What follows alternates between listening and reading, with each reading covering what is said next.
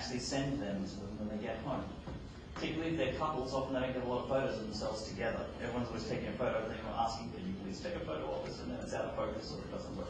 So take some photos of people while they're there and tell them, we've got great photos of you, do you want us to send them to you? They'll happily do that. In that email, when you send it to them, say, if you don't mind, please write us that review. Give vouchers for a friend, let them make introductions, say your friends can come with a 10% discount again, you send them, and get their contact as well. Find out if they're on Facebook, become fans of them on Facebook. If they enjoy the experience, they'll fan you right back. Follow them on Twitter if they're there, do a search after they've stayed, follow them, they'll normally follow you back. Encourage them to do that for you. Put your Twitter address, put your Facebook address on the materials you give them in the room, they'll most likely become a friend or start following you. If they do that, make sure you do it back and reciprocate. People don't like it when you encourage them to follow you on Twitter and then you ignore them. An example from a recent holiday I did with my wife, I was just talking then about Panama, where they did exactly that. Took some photos, sent me the email saying, please do see the photos, and then if you'd like anything else, please write a nice review for us. That multimedia content I've talked about, the photos will click over the videos. How can you encourage that stuff, and how can you encourage getting a hold of their content they produce if they don't mind you happy, but they may not want to go home and email you with every photo they took at your property? Have a computer at the property where people can download photos or burn them onto DVDs or CDs. They may not have a laptop with them. A lot of people really appreciate that if they've got a camera that fills up, a memory card that fills up, they can download them and burn them onto a CD. Let them do that at your business center or in your hotel, and ask them at the time, if you don't mind, this is a very nice photo, would you mind giving just a couple at the hotel or whatever, and then you start getting that content. Some people have video evenings. This is very popular in Africa. People go out for their game drives and take photos and videos of the wildlife they've seen. Let them show their videos to everyone else at the lodge that night on a nice big TV, and everyone sits and watches each other photos and videos, which they love doing. And if there's some great quality footage, which there often is from those game drives, ask them if they wouldn't mind giving you a copy. Have public galleries and guest books on your site where people can upload it. Run a competition for the best photo or video of your property or attraction, give them a trip back for free or a 50% discount off for the best photo or video they submit to you. So you start getting that content. And ask them to upload them to Flickr and YouTube, and if you get it, you do that as well into your own channel. Have some cameras and flip cameras on site. Everyone's showing off their flip cameras. You saw mine yesterday. You saw Anders using his this morning. These are brilliant tools for getting video. And again, having someone on the property is brilliant. Some people give them to their clients and say, would you mind, particularly if they're sending them out on a tour during the day, would you mind taking some video? That's quite a big ask for people. Firstly, you're giving them something they might break, and also you're asking them to do a job for you. Give them to your guides. And get your guides to film everything they do when they go out with your guests. It's so easy with a flip camera. And get them to just ask people during the tour, how are you enjoying it, what do you think, give some feedback. Let them say it into the video. Anyone says something great, you've got a video testimonial that you can use and put on your website. And as you saw with the flip camera, you can have that online in a couple of seconds. So get those box pops, that's called, and then have a guest book channel on your website and on YouTube where you have all those testimonials from users. But don't intrude and do get their permission to use that online. Don't video them and then just go and whack it up online. Do tell them, do you mind if you put this up online? Some people don't like being put on the internet without their permission. Twitter, quickly. As I said, brand your material with your Twitter name. Do encourage people to follow. Make sure when you use Twitter, you've got people following you, that you make it worth their while to do so. Don't just preach at them and just blast out material about how great you are and how much you rock and to visit your website. Actually talk to people online, make it a conversation. I gave you some examples yesterday of the people who were asking advice about their property, the safari company.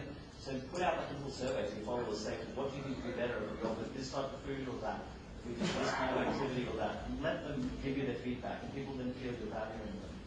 The source to info, advice and opinions, and don't just act like a robot. This is someone that we pulled up in Kenya for doing this. They came to one of our workshops. This was their Twitter account. They basically just turned into a robot, and every 15 minutes would send out the exact same tweet saying, we do these safaris, please visit our website. Nobody wants to follow somebody that's just going to have a page of updates that looks like that. Be unique in the way that you tweet.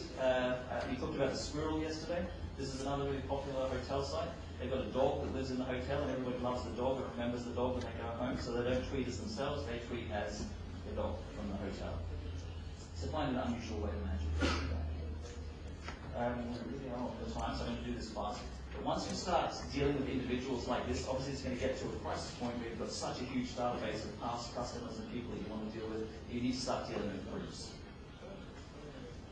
Research has found that when they look at what influences people to make decisions, the people that they have the least influence from is an entire social network. They're not going to accept advice from everybody they follow on Twitter, everybody that's a fan on Facebook. That's going to have the least influence. A much greater influence of those fans and followers, the people that if they use a TweetDeck or Hootsuite, the people that they put in their first column, the most important people they follow. And obviously the best friends on Facebook, so they'll have the most influence. So these people do have a lot of influence. So once you start dealing with someone, either on Twitter or Facebook, look at their friends and look at people that follow them and use them to start approaching them as well. Start building up groups that you can market to. Because it's all about those connections. And generally, if somebody does have a particular interest in a product or does a particular thing, there's a good chance that their friends and followers have similar interests to them. Somebody like that on Twitter, this is in West from Africa, called Africa Freak, is probably a pretty good clue that they're going to be interested in Africa. So if they start following you, look at the people that he follows and the people that follow them. Look at where they are, what they're doing, and add them to your list. Start to build up your followers that way. That is an example from Beirut. I just typed Beirut into Twitter while I was sitting here before. Lots of people talking about Beirut online that came through just while I was sitting there. So just put it in your name of your area, your property, what you're doing, find out who's talking about you, and join those conversations. Follow those people, tweet to them, and see what they're tweeting about. Facebook, exactly the same thing. This is a company in Kenya that's done a lot of clever stuff with spa and fitness travel. They have a great property on the coast, and they've built a huge following on Facebook. And they're very good at getting into those groups of people that do yoga vacations, do fitness-based travel, and have built a huge following through that. 2 books that are great guides for this group marketing, database marketing, and user-generated content. Click by Bill Tanso, it's a great one for habits and Weekonomics by Don Tapscott. The same guy that wrote the book I was using yesterday, The Grown Up Digital, is a great book about group marketing. Write those titles down. Find them on Amazon. I get no commission. So yeah, so in your marketing strategy, basically make sure that it's all about increasing awareness of your product online, it's about engaging with the world, creating interest, reaching the right people, driving them to you, and then forming and maintaining a relationship with them. That's it for me right now. I hope I answered the questions that people had come to me within the breaks. That's what I wanted to do in this session. So that's it for me at our event here. Over the past few days, it's been brilliant to be here. I'm glad I've got so many contacts from you. Anybody has any questions, anything they want to know or talk about, please do feel free to get in touch. You've got my email address. You can follow me on Twitter. You can do all that stuff. It's all on my card or in the early presentation I gave yesterday.